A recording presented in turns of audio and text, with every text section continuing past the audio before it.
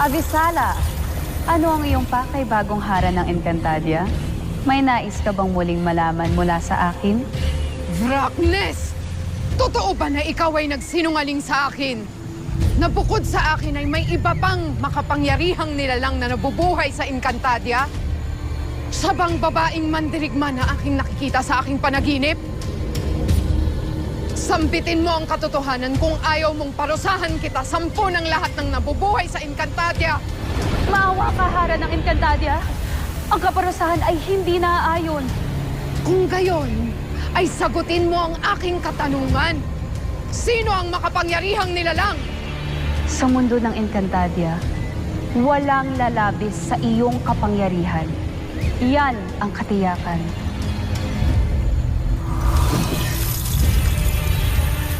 Sino ba sa inyo ng mukha